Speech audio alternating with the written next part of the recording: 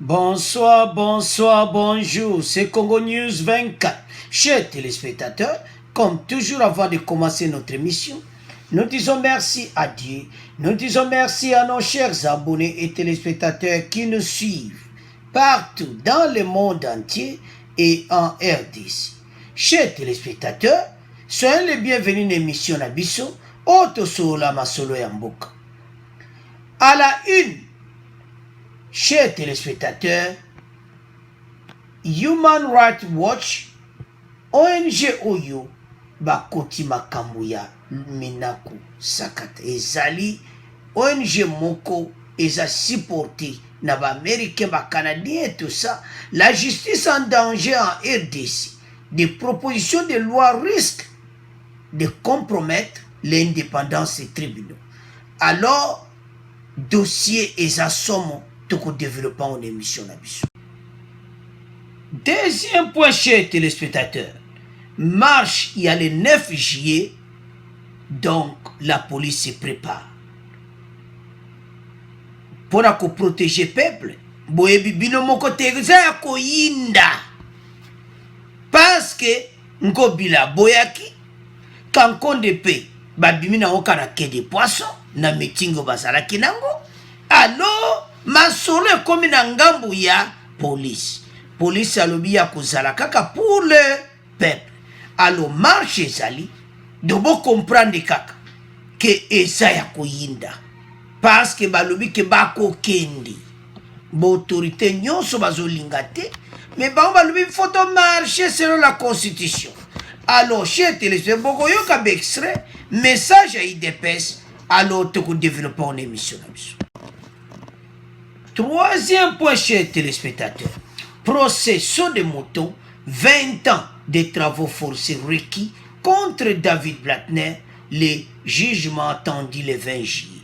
Chers téléspectateurs, procession de moutons, donc, Pessi y est 20 ans. Alors, jugement kozala le 20 juillet. O izakaka requis.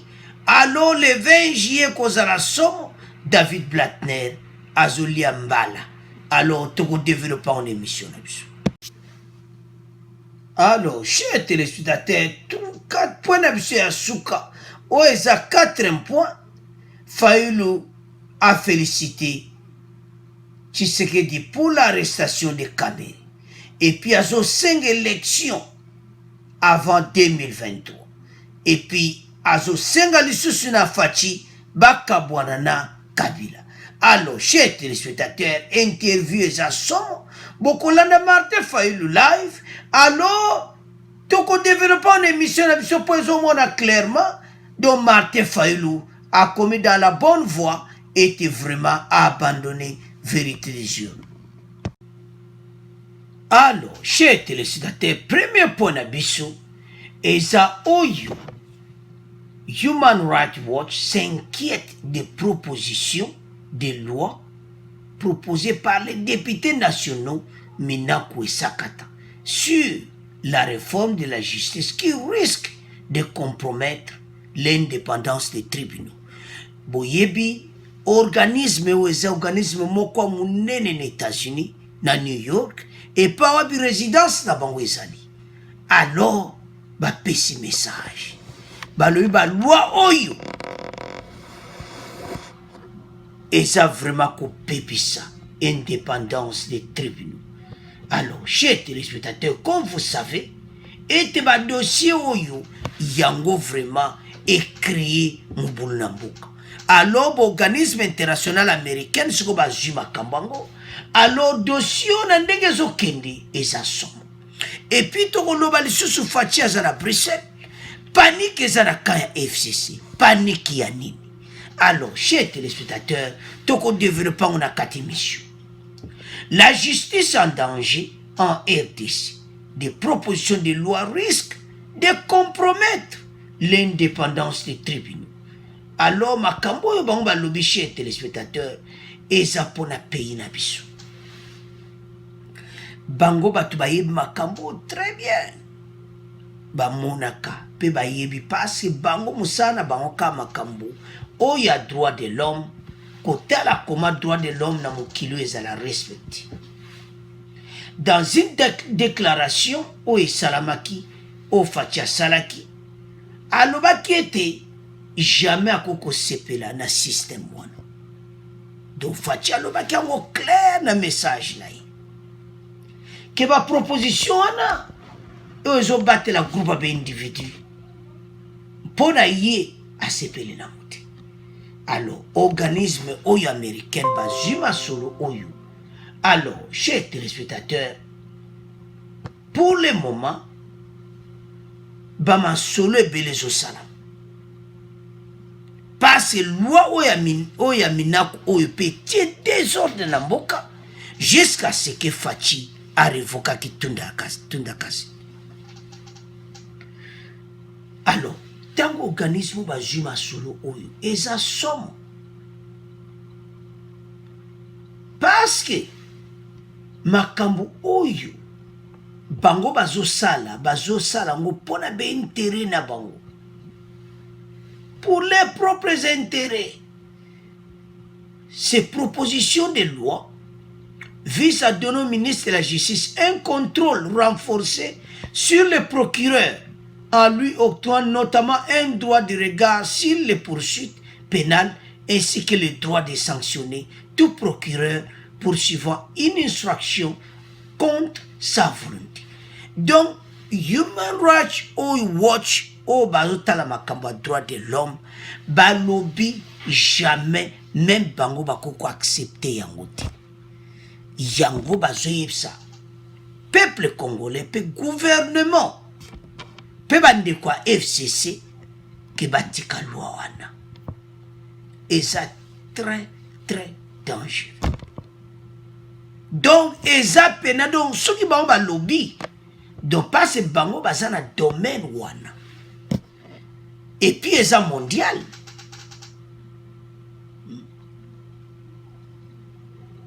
Balobi lisusu, si elle était adoptée, ces lois menaceraient de compromettre gravement un système judiciaire déjà affaibli par des années d'ingérence politique et de corruption. Alobi soki batiango do mboka pende komi par terre bande konanga tolanda yango bozomona FCC miteme eza kubeta parce que délégation human rights oyo ntango balobi boyi bako rencontrer pe président Fachi na Bruxelles ba réunion eza ebele délégation mo ekolonga pe kona na États-Unis bake bakomi na Bruxelles kosola na Fachi makambo oyo. Alors, FCC a un problème sérieux. Parce que tant que comme pas bateau, droit de l'homme international, parce que bango, basa bateau batala kama kama minene netouana droit de l'homme est bafoué, et puis bango ba continue na CPI. Pour bango ce qui va reporter on a CPI eza son. Alors, yango bozo monake. Pour le moment, FCC bazana panique. Bakongo mituna. Est-ce que Fachi akutana Human Rights Watch aba américain ba yekuna? Boy ba yekuna? Bozo banga nini? Pourquoi panique koti na kanabino? Le msu Fachi obetane kama solo. Le msu Fachi ene kaka vacances. Mais dossier Oyo, il n'y a pas de fumée sans feu. Alors, message au Batindiango et pas il y a gouvernement congolais, baza clair. Balobi, sokini no batie yango et de ces justice no ses affaires. Depuis longtemps, Human Rights Watch plaide pour des réformes afin de renforcer l'état de droit en RDC. Bango déjà, mais l'era Kabila, bazaï kolobaki, il faut ba réformer salama pour ba renforcer l'état de droit. Mais oyo réforme ba minaku ba ye nango na sakata, et ça pour ba détruire. Yango bozomona peuple, ba laksaki bango. Alors, tu évites que les kalobi, mais tu bébé ça pour en ati. Pour en les assom. Plusieurs organisés de la société civile n'ont pas tardé à faire entendre leurs propositions de loi, de même que les partis politiques. Chers téléspectateurs, Yeba Bango baza basé na New York, les États-Unis. Bakoti makambo oyo ya loi minaku sakata. Tango bakoti makambo oyo eza somo. Parce que yebi ete ekoki kobebisa pena justice nyonso. Alors, chers téléspectateurs, point oyo yango bomoni ti ependeli tunda kasende ba mindondo. Alors, donc loi minaku sakata, Human Rights Watch ba Amerike ba koti masolo. Parce que balingi yango te. Balube ko paralyser makambo tout. Alors, chers téléspectateurs, tika mona bino, ndeto oloba awa. Bango ba pesi message pour na gouvernement congolais. Ba yebisi be fatigué bandima yango te. Alors les assomme. Alors tout tika mona bino po ebele nde baza na panique côté FCC. Fatia sana Bruxelles, ça kutana bato. Mitema pe bakunko do ba polémique côté osaka na ngote. Musuku bakumo lo bake Fatina zawana za pembe na CPI. Donc ako console la peine bata CPI. Donc côté FCC baza na panique. Alors kalate ba bana kondanger. Alors to tika ngona bino po bango kalate bazo nager. Alors to komo leka na deuxième point.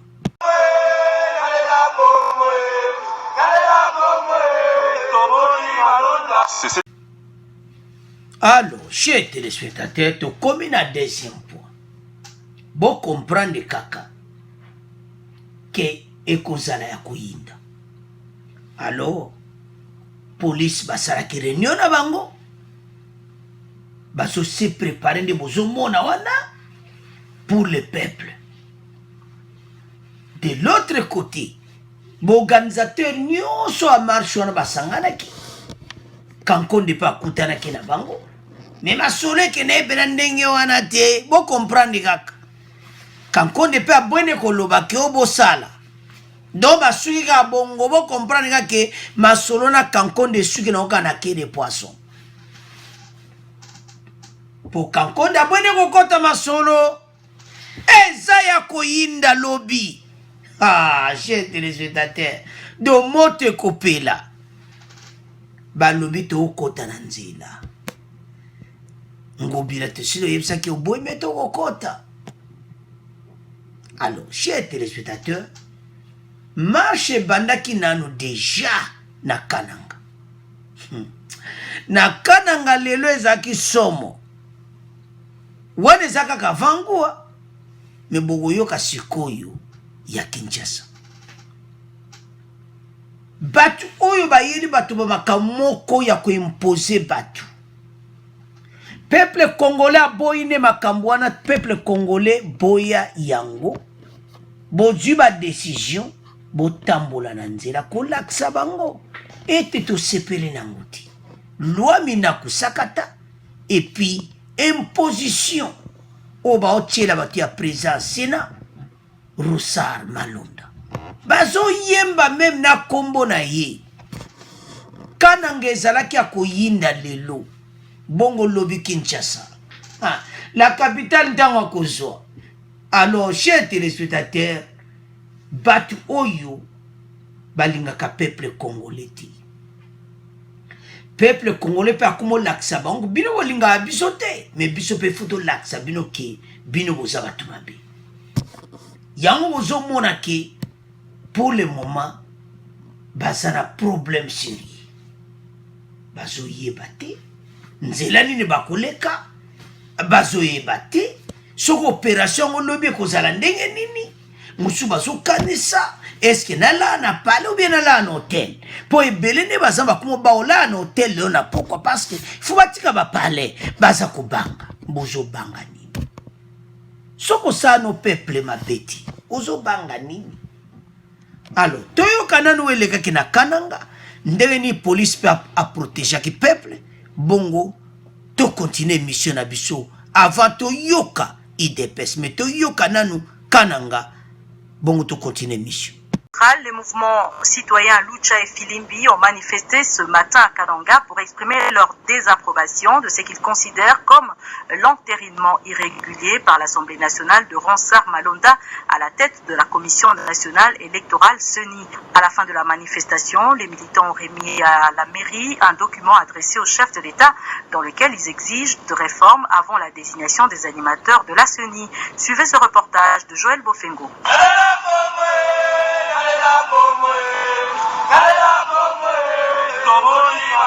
C'est cette chanson que les militants de la Lucha et Filimbi ont répété tout au long de leur parcours dans les rues de Kananga. Ils ne veulent pas de Ronsard Malonda à la tête de la commission électorale. Pour les deux mouvements citoyens, l'entérinement de M. Malonda par l'Assemblée nationale est irrégulier. Ils estiment que la désignation des nouveaux animateurs de la CENI doit être précédée par des réformes de la loi électorale et celle portant organisation et fonctionnement de la commission électorale. Cédric Mukendi, militant de Filimbi. Nous avons voulu que l'on puisse annuler l'entérinement de M. Ronsard Malonda, passer à la réforme de la CENI, parce que c'est une façon de mettre les garde-fous, c'est une façon de mettre des balises. Nous ne voulons pas patauger dans des histoires passées, nous voulons plutôt un Congo meilleur. Nous avons dit haut et fort que l'on ne veut pas que la CENI puisse être assujettie au FCC. Arrivés à la mairie de Kananga, les militants ont remis à la maire de la ville un mémorandum adressé au chef de l'État, Mami Kakou.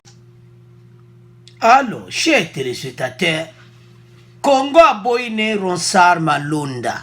Wane zakaka Kananga. Tozo benga onini avangu. Avangu tangwe bandi. Bana we wasiko bakojwa masole pa batakananga besa nzembo wana.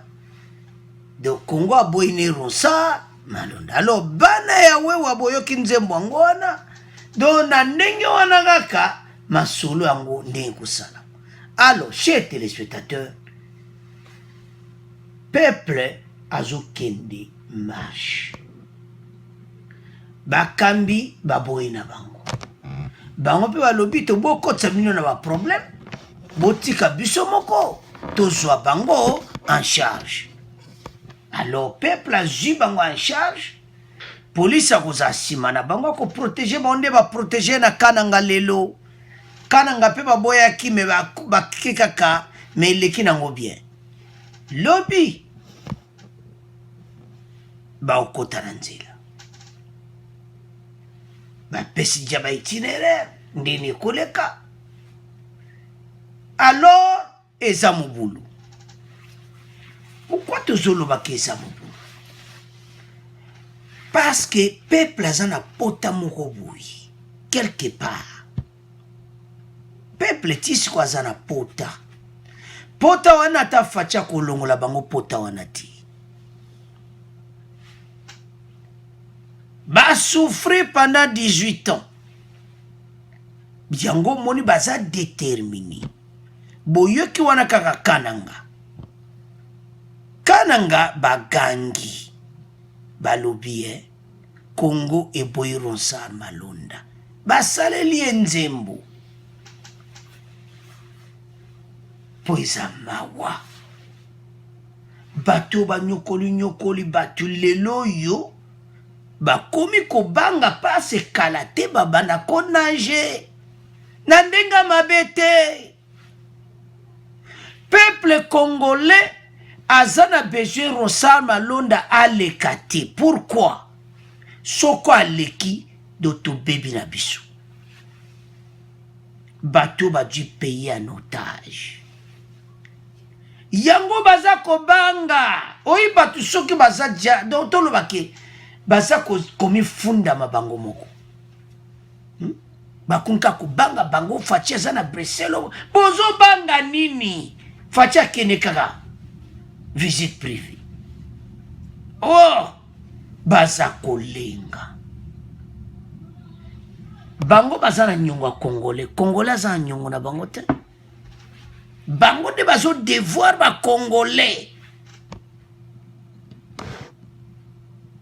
Vous faites souffrir Batou pendant les 18 ans.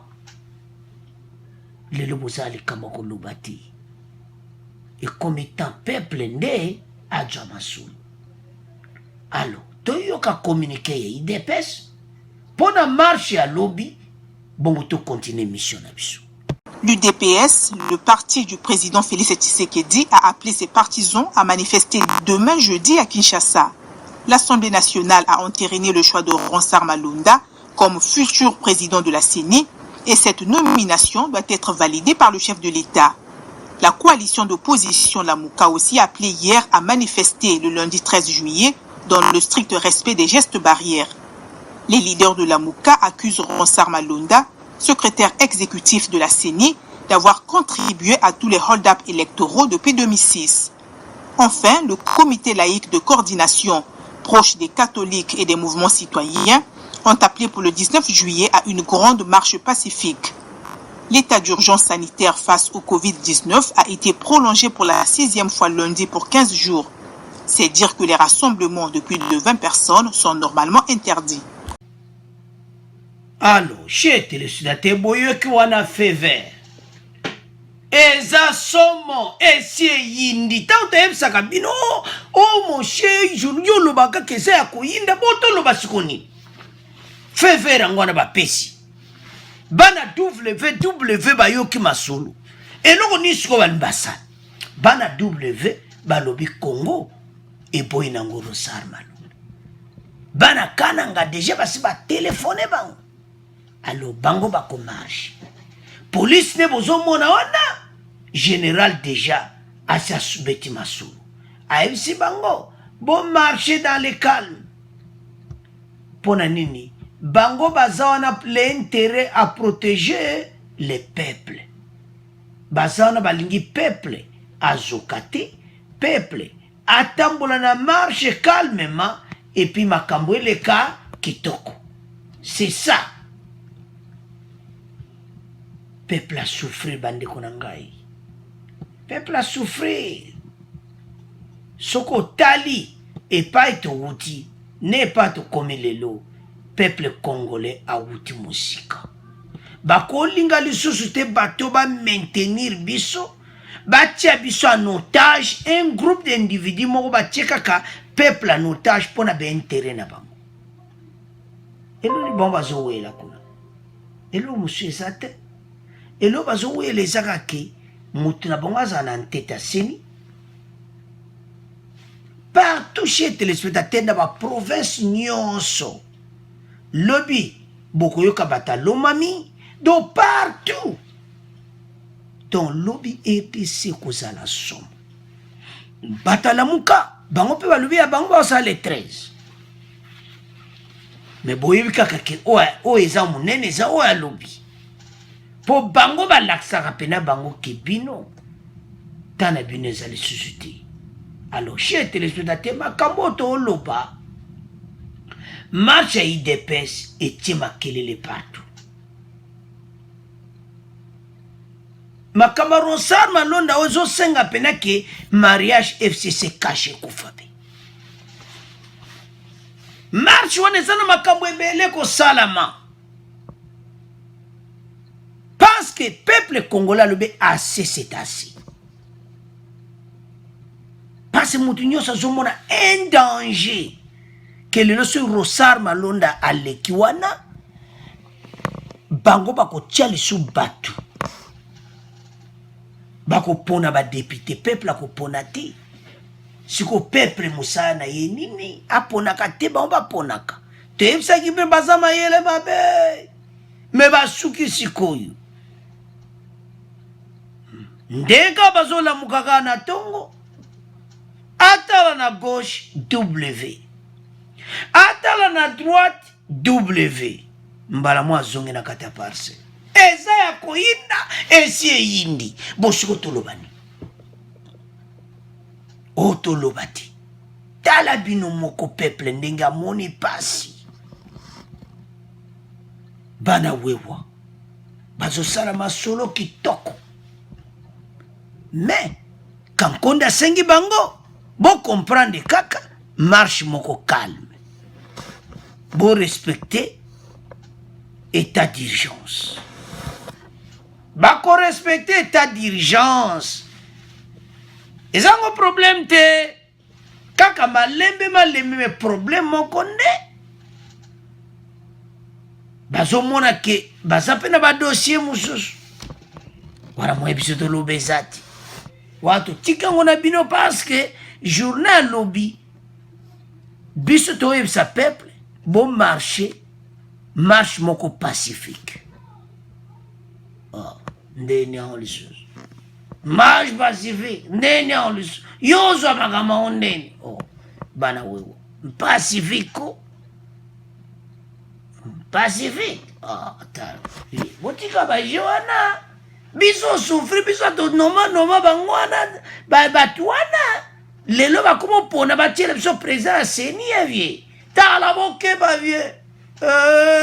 Mbala mo conseil ici. Ozo pese conseil à marché pacifique.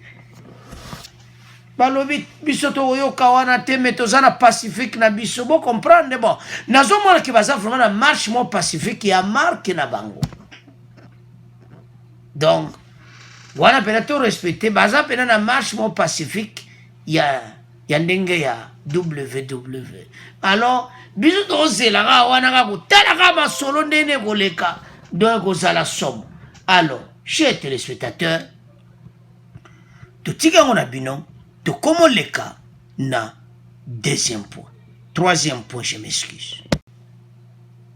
Alors, chers téléspectateurs, to comme na point où il y a David Blattner, DG Yas Africas. Chers téléspectateurs, batu oyo baza source na bango ezanani Kamere. Procès sur des moutons. Pour mona ba dega oyo Kamera tiki libanda. Parce que batu oyo sa Kamere nandega mabete bakoko se retrouver na prison. Lelo soki baza na prison c'est pour Kamere. Pourquoi to lo babou? Le processus des moutons, 20 ans de travaux forcés requis contre David Blattner et puis jugement na le 20 juillet. Donc le 20 juillet, nde bakokatela ye mais va payer pendant 20 ans. La cour d'appel se rendra son jugement le 20 juillet prochain. C'est qu'a dit le président de la cour à l'issue de l'audience de ce mardi. Oye salamaki lobby nde bozo mona telemi wana photo wana azaki devant na tribunal de grande instance à Gombe azosamba azaki à la barre. Alors azaki assisté pe na avocat na ye. Le ministère public a requis 20 ans de travaux forcés contre David Blattner, patron de Safricas, pour détournement de plus de 5 millions de dollars à titre d'acompte à la construction de 3 des 9 sauts de moutons à Kinshasa. 5 millions au yale. Le peuple congolais a souffert. Kamere makambo nyonso eza na motu na yo. Chers téléspectateurs, na ndenge mabete bata INC bozanga mabeti. Tozoloba yango eza clair. DG o bozomona David Blattner baza batu pamba pamba te. Baza bras droit ya Kabila. Yango bozomona ke indépendant de la justice. Moi ba kote la mutu isati. Aza pire Kabila nde bo mone wana. Baza ba libano na RDC so lobby bo valigné parce que baza participer na économie na biso ko sakana ngoti. Ba kotsaka mbongo na économie na biso. Ba millionnaire yo ka ba milliardaire nde mona bango wana. David Blattner aza millionnaire. Alors a détourné 5 millions. Na compte oyo Kamera pesaki pour ba construire saut de moutons. Et Zambawa, à l'issue de différentes plaidoiries et après 4 audiences, le tribunal s'est dit suffisamment éclairé et commettant à Kangama. Il a pris l'affaire à libérer et rendra son jugement le 20 juillet prochain. Ici est de rappeler qu'après que le procureur de Kinshasa a mis fin à son instruction et a transmis le dossier de W. Platner au directeur général de la société Safricas au tribunal de grande instance, demandant au président de fixer la date de l'audience pour la comparution de Platner. Alors, chers téléspectateurs, Batu Oyo Lelo Bazo se retrouvé dans la prison, n'a pas grand montant. Pourquoi? Et sa caméra. Et sa mawa. Cette requête renseigne les faits qui sont reprochés au directeur des Safricas. Total, nous sommes à 5 millions, mais on a tombé en division pour nous expliquer bien. Et ça mawa. 1 272 135,28 $, destiné à l'achat de matériaux et construction des sauts de moto. Wana mbonga ba matériaux. 1 394 000 détournement de la somme wana à compte destiné à l'achat de matériaux pour la construction des sauts de moutons au carrefour Avenue de Libération et Sergent Moki. O aliboso eza rond-point Sosimat. Ba pesa ki a compte wana. Nana pesa ki kamere. Ba eli su ba pesa su a compte mosusu. Ale kanena. Ba yo pesa su mosu 1 million de tchelibino wana.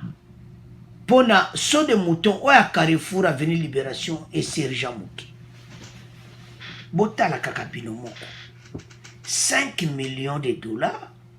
Et qui kakaboui. Parce de mouton ici la kati. Mbongo à l'état. Il y a mis na ndenge ya mawa. Fatiandima ete biloko abou. Et ce monde na clair. Qui est Kameri. Tant baso kanga batabaza millionnaire. Mais tant baso kanga ils ont mona comment Kameri a induire Batebele en erreur. Pourquoi tout le bon? Chez c'était Kopko bateau soit comme ba yiba. Ba mona ki Kamera zo yiba. Nandenga babete. Ceux qui bosa contre nga voilà. Pourquoi tout le bon? Asa d'abord millionnaire. Mutalemba ne l'art. Aïe pas Kamera ko sala masolo. Ezate que Kamera yi azo yepse ke na yibi non. Azo mona nde Kamera azo sala badil. Alors combien ah bon? Bako sola mena muta sami bo baza bango na bango. Balibane. Allô Jamal, oui, comment ça va? Oui, ça va bien David Platner. Vous y étiez? Oui, j'ai été là à la présidence. Bon, on m'a donné la compte de 1 million de ça. Vous aussi? Oui, moi, j'ai retiré toute la somme, 57 millions. 57 millions. Oh. C'est sûr? Oui. Wasko Jamal a fait 50 bendi tous les moukoua. Mais ils ont joué coup de bacon. Alors, bateau, bazo mona clairement que Kopeleza. 57 millions bimina au cabo. Eh, oh. Mais pas toi belle bomati. Oh, oui, Jamal pena bella qui les boma. Dans quel pays? Bab miselo 57 millions carabo et bimipi. Alors, les a sont chez téléspectateurs. Et ça mawa. Comment on a Bamakamba boy. Botala binomoko. Et pas wapi Kamere a mémé Makamba so de moto. Ça fait mal. Kamere au décevoir tout le monde. Batu oyo ba yiba mbongo po ba mwana ki yozo yiba. Alors jugement na ye ekozala le 20 juillet.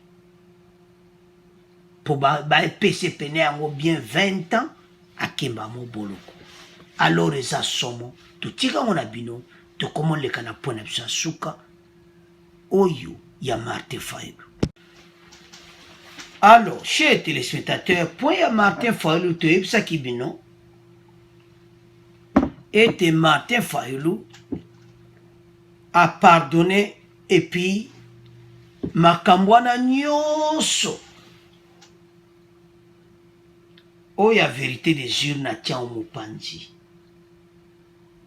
Donc repentance moko direct alobi ke makambo wana linko yo kango le susuti maloba ne comme maloba moko un peu constructif même ça mobimbati mais un peu alobaka ndinga alobaka mais mo alo makambo bien mais awa tozo tala non makambo bien oya alobi ponana loba yango te. Alors n'interview na ye to présenter bino une partie pena oya alobaki makambo kitoko pour maintenant travailler pour l'intérêt de la nation.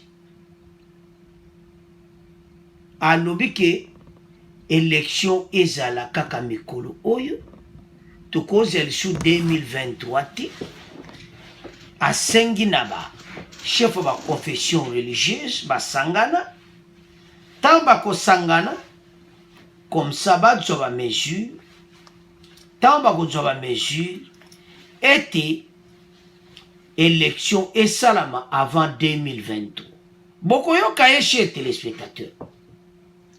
Et puis quand il disait ça, oso sentir que Moutami quitte ici. Donc ami quitte ici pena devant le président de la République. Donc il reconnaît maintenant que Fachi est le président de la République. N'esprit a bien pena zolo makamoko bien. Il a dit na point liboso, il y a élection wana. Alors pour avoir Ronsard Malonda et tout ça, et puis à lui qu'en tout cas, ils ont mis tout ça l'élection psycho. A mais qui explique que malheureusement constructive, qui a senga vraiment, donc Bango Fachina Kabila Bakabona pense que alliance na bango ti lelo eloko moko tezo sana. Donc Fayulu ami kitisi eza bien maloba na ye eza bien pour l'intérêt ya peuple. Tutala kimba elekita malobaki ke atiki makambo ya vérité des urnes to landa ba commentaire na bino te Fayulu apusa na pembe na ete non. Soki passe Fachi asi attendait la me bandakala. Soki ayi Fachi akuboya yete ba oluka poste moko bien ba pesa ye.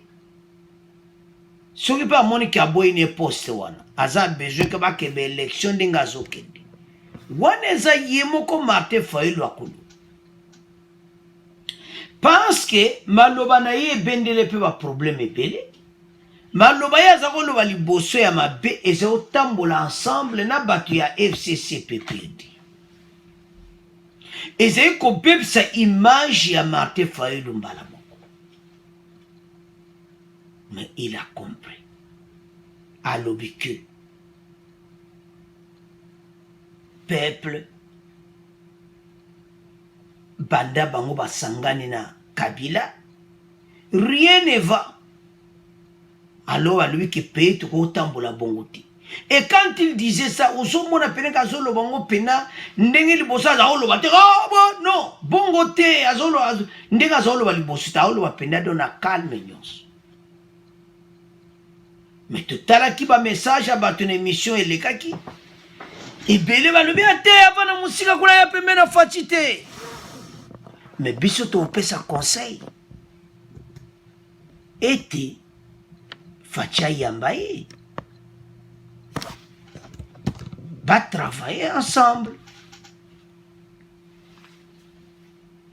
mais peuple on a marqué na ye opinion faut qu'on respecte bandeko tant bato bapesa ba message opinion oyo moto apesi botali yango parce que mosusu penda oyo ka bapesa ba opinion moko kitoko mosuku babaye na bango kaka te Martin Fayulu aya na wa te mosusu oso tolingi ete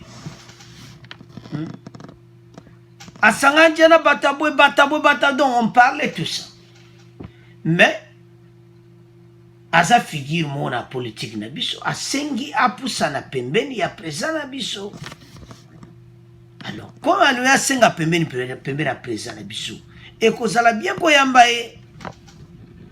Et puis l'autre point, makamne nyonso chet bokolanda interview anezaka positive. Que caméra arrestation nezaki eloko moka bien, il a dit ça. Alors, chers téléspectateurs, tolanda Martin Fayulu, bongo to continuer mission na biso.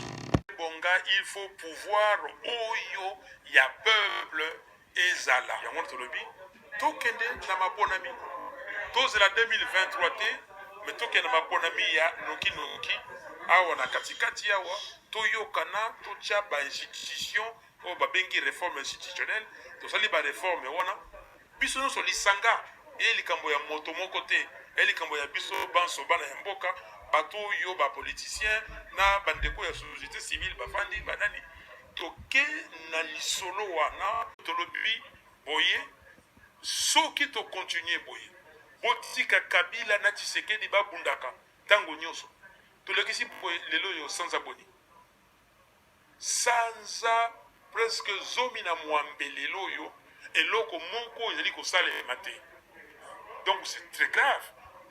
Voilà solution ya yango wana na lobi na ba sango ba mipe ba misioni ba oyo ya réveil ba kintwadi ba kimbangisa ba misusu oyo na ba musulman ba sangana ba bengisa ba politicien oyo ya Congo basi mibali bandeko ya SADC basala ndenge baninga na Afrique de l'Ouest bazali kosala CEDEAO ba bengisa biso lisanga tovanda toyokana po tosala makambo wana tokende élection noki ke eloko ya malonga nini bakateli ndeko mbula oyo 20 ans ok ndeko Kamere ok c'est bon parce que bakotika mbongo à l'état te ekende boye. Alors wana eza premier parti après tokotia deuxième partie wana premier parti pour une élection que batu nyonso tokende na élection tovanda bapona donc ye penani aza wana aza besoin élection ezo opinion na ye nebike ebele vele oloba élection alero yo bon mais eloko eza kitoko ke azo reconnaître azoloba ngo ke donc ozomona na motema moko ya bien que élection ezala te wana premier parti et puis deuxième parti alobi ete bango bakabwana donc parce que na ndenge alobi kaka bango mibale banda bakoti na pouvoir banda basangane na Kabila rien ne marche maloba moko constructive na ndenge mabe te donc ezomona clairement ka comment respecter azomona clairement que vraiment maloba moko a bien donc bakabwana c'est-à-dire tant à lui que bango mibale ba depuis baza ensemble rien ne va. Alors surtout makambo utoleka mikolo oyo bango bazopotana bango mibale bazopotana ndo bazomona ke donc c'est ça. Alors bande ke bele baza kotuna ba question est-ce que Martin Fayulu sincèrement vraiment ce qui va payer poste à cause pour le moment parce qu'il y a aussi une élection so bapesi akoboya te akozwa poste me totala nanu soki nde ntango akokutana na Faci parce bato ebele bazolobaki bakokutana tete à tete. Alors il a raisonné qu'amoni kikokene ka vérité des urnes eza kitoko te akomoloba maloba moko oyo pene eza ya bien ke bango mibale depuis basanganaki peuple donc azoloba pour le cas nsima peuple. Et puis il y a vote 2023. Ah, donc Martin Fayulu pene azozala siki so atie libaya donc masolo pene kotambola bon na ndenge Faci azamba libaya kosakana nango te Martin Fayulu na ndenge mabe te wana totia bango mibale tete donc toza na kati. Alors Faci kuna aza soko atie boye yo po tia yo donc bamabaya kozala somo 2023 tozela te tosala ka mikolo oyo esi eyindi eza ya koyinda ka mikolo yo koganye Martin Fayulu tala na lere wana te siko makambo esi échange na ndenge mabe te Faci asi akomi na bato ndenge moko impossible mais opinion na ye ke libaya esalamaka mikolo wana totika yango na bino tokomi na pont ya azoloba ke Kamere nde bakangi ye mbongo ya leta basakana nango te donc asepeli nde bakangi Kamere donc aza pour l'état de droit oyo ya Faci donc makambo ezomona ka positivité. Alors chers téléspectateurs eza esengo ezomona clairement ete Martin Fayulu aza pour aza na besoin que intérêt à peuple esalama parce que Kabila nde aza na kotika ne bakalti mutu nyonso ayebi na ye même Faci ayebi na ye mais Faci aza mayele Faci lelo Fayulu akoya na ye Faci aza toujours mayele lelo Martin Fayulu akodeside voilà Faci tokutana bakokutana bango ndenge ka Faci akutana na Kabila bakokutana pena epo Faci aboyane mutu ti azobenga bango totonga mboka. Alors chers téléspectateurs toloba boyi na peuple congolais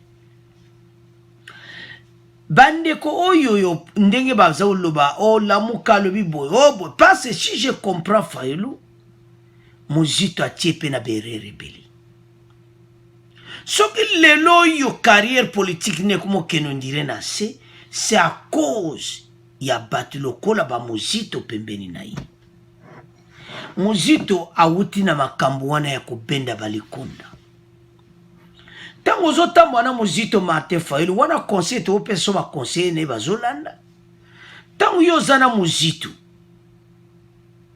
do bato bazomona kaka makambo muzito aosala yo mpe po bango moto badétruire RDC lelo moto adétruire RDC bozane la main dans la main alors que vous avez un accord moko politique te parce que oya ba Faci eza accord moko politique que monsieur a du majorité faut batambola ensemble wana eza différent mais ya yo eza choix oyo ko décider que banda lelo muzito aza sous pembeni na yo te yo tambusa basolo okomona ke mwa ba négativité mosusu ekobima te mais avec muzito ekobanda kaka kobima.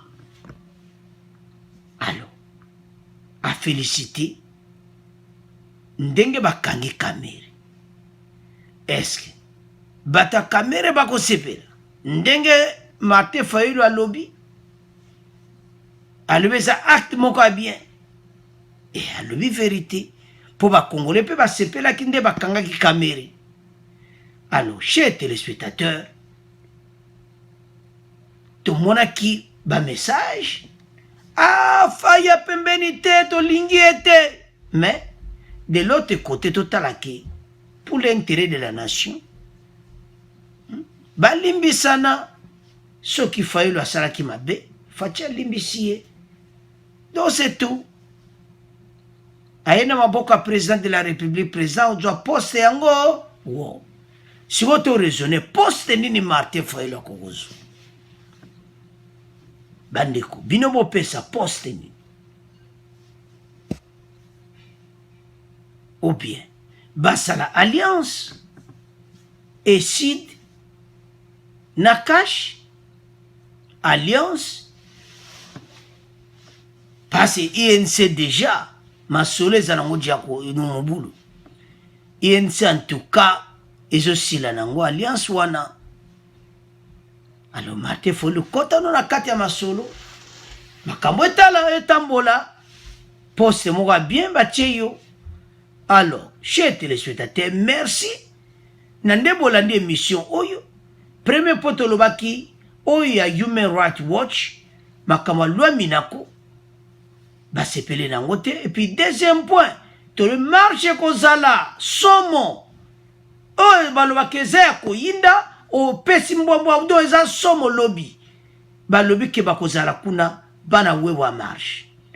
Et puis troisième point, qui a déjà s'africasse, requis 20 ans, ni n'est le 20 juillet, et puis pour Souka Martin Fayulu. Chers téléspectateurs, merci à nous pour l'émission. Merci pour nos commentaires, Nabino. Au revoir, à la prochaine. Bon abonné massivement.